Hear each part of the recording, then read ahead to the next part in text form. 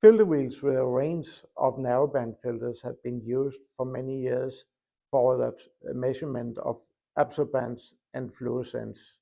If you take a variable LVP filter and a variable shortwave pass filter and combine those, then you can form a band where you can decide yourself on the center wavelengths and the width of the filter.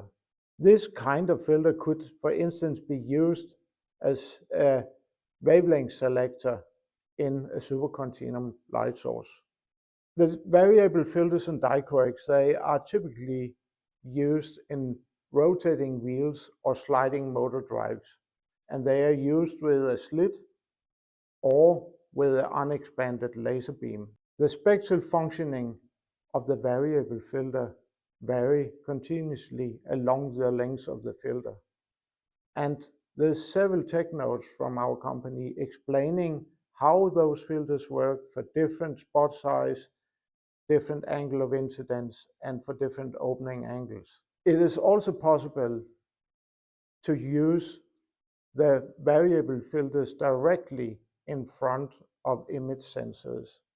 So if you place the variable long wave pass filter in front of a linear array sensor, then you can use it as an auto-sorting filter for a grading-based mini spectrometer. And if you place a variable narrowband filter in front of a two-dimensional image sensor, you can use it for hyperspectral imaging. It's also possible to combine the functioning of variable filters with the functioning of wideband Windows blockers. Then the Windows blocker will take care of the blocking at the lowest wavelengths and at the longest wavelengths.